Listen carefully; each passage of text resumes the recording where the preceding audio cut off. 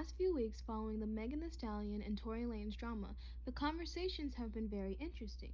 The topic of black women's trauma not being taken seriously has sparked major controversy.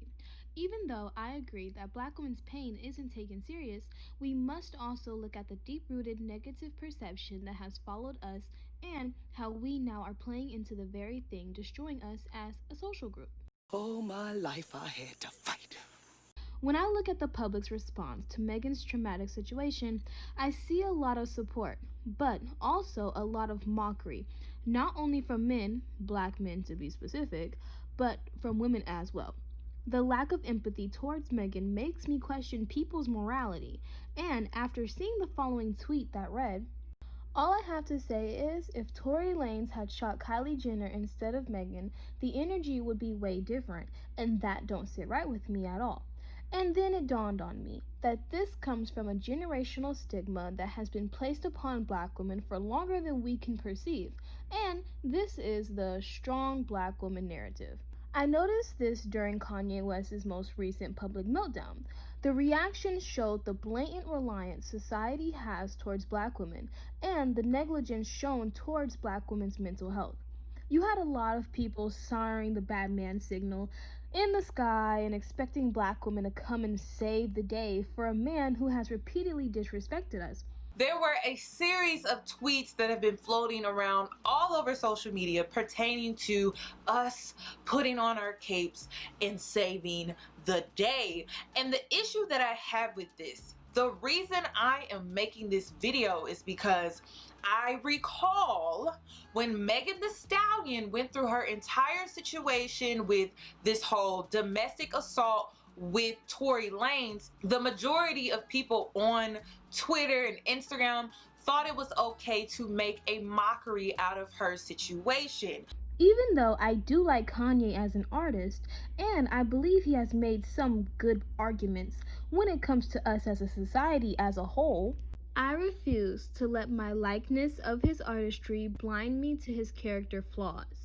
This is a man who has made several colorist lyrics, made fun of an overweight black woman in order to put a white woman on a pedestal. I mean, even when you listen to the song Mercy by Kanye West, this is what he said in the lyrics. Don't do no press, but I get the most press kid. Plus, yo, my beat make yo beat look like Precious. So he has clowned her in music before, literally compared her to his wife. They always have made her the brunt of a joke. Disrespected Harriet Tubman. Now, side note, even though I understand what he was trying to say, that doesn't take away from the fact that 1, his delivery was wrong, and 2, it was uncalled for. Yet, black people swear that a black woman will be the solution to Kanye's problems, as if we are supposed to be the Captain Save-A-Nigga whenever his relationship with a white woman doesn't go well. There's a known ideology within the black community that a black man will be with a black woman when he's struggling or at rock bottom, but once he reaches a certain level of success, he will leave her for a white woman. Keep calling and trying, but you stay right, girl, and when he get on, he leave your for a white girl. Look at the show Power, for example, where the main character cheated on his wife with a non-black woman. Or Tyler Perry's Diary of a Mad Black Woman, where the main character's husband left her for a racially ambiguous woman when he was rich and successful, but came crawling back to her, expecting her to take care of him because he was crippled. The strong black woman narrative has a negative connotation behind it. The word strong gives off the idea that we as black women should endure pain and disrespect and simply accept the scraps left over and pick up the pieces of everyone else around you, especially a broken man who has nothing to offer. This trope comes from mammyism. The mammy image has painted black women out to be the nurturers, the caretakers, the helpers of everyone but herself. And the way society expects black women to be the medicine Kanye needs shows that a lot of people still view black women as the help, and they only call on us when it's time to clean up the mess someone else made. Now, how is this connected to Megan Thee Stallion? The lack of empathy towards Megan in her time of need, from mostly men and women included, comes from her mainstream created image of the savage, independent, tough I don't give a fuck persona painted to society. Most people will listen to Megan's music and use this as an excuse to why she isn't a victim, failing to realize that an image is just that, an image. Let me first read out a verse by Megan Thee Stallion on the song Diamonds for the Birds of Prey soundtrack. Hey, I know how to work a gun, I don't need a range, and I could take a hit, I ain't scared of the pain. And I don't really bang, but I came with the gang, and if you get too close, I might snatch off your chain. You want me to be a little more ladylike? Come through with my girls, then beat your ass on ladies' night. Ayy, you don't want to go toe-to-toe with my pedicure? Everyone you know be like, bro, how you handle her? Diamonds are my new boyfriend, so that mean I will never ever F with you again. And I ain't never need him, so it's easy to leave him. And I be doing me, I ain't never try to please him. She said, black women are so unprotected and we hold so many things in to protect the feelings of others without considering our own. It might be funny to y'all on the internet, and just another messy topic for you to talk about, but this is my real life, and I'm real life hurt and traumatized. And I said, she ain't a savage no more? Because I was quite confused. She rapped, and I could take a hit, I ain't scared of the pain. But here she is on Twitter, not taking the pain. Being a mainstream artist, you have to put up a false persona that will get people invested into you, even if that isn't who you really are behind closed doors. But the downside to this is black women don't have the same privilege as non-black women when it comes to the bossy, strong, bad bitch persona. We have seen the hypocrisy not only within society but within our own men as well when it comes to how black women act versus how non-black women act. When black women get upset, we're labeled as angry black women. When a Latina gets upset, she's called spicy and exotic. When black women wear wigs, we are shamed for not wearing our natural hair. But when a non-black woman wears a wig, no one says anything.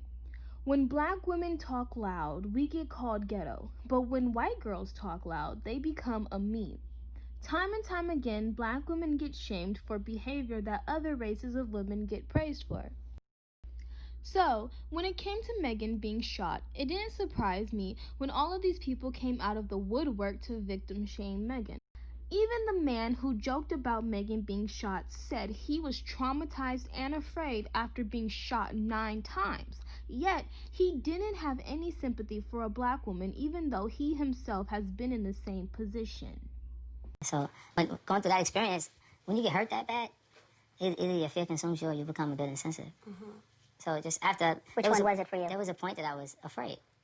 Afraid? Yeah, following that, actually being shot, I was afraid because everybody involved in the situation was still physically available to... Then we wonder, why our black men have no problem with stepping to us black women and physically/verbally insulting us as if we are men, and it's because they see us as strong. And strong automatically associates with masculinity. 100 black men in the room, probably only 30 of those men would cape for black women. A reality check for me was when I saw that girl in New York who was jumped by 15 black boys. The surveillance video is hard to watch. A 15-year-old girl helpless on her back as a group of teenage boys, one after the other, jump on her stomach, stomp on her head, surrounding and senselessly beating her on a street corner. When she opened up her door, she was immediately approached by some random man, and he was all up in her personal space. So she was basically telling him, you know, you need to back up. Then a group of men started filming her, and they were swarming her like a pack of rabid animals. You can see and hear a man in a pink hoodie who starts counting down, and then another man ran up behind her, slapped her on her butt, and they all began laughing. And as she was trying to get into her car, she had a friend with her who was in the car, but her friend locked the door, so she wasn't able to get into the car. And initially people were thinking that they ran in her car and locked her out, but it was actually a friend who was also fearful. Sumo wrestlers are strong. Bodybuilders are strong. Dwayne Johnson is fucking strong. We as black women may be emotionally strong, but we can also be sensitive and fragile. Yet, that's not socially accepted because having feelings is seen as weak.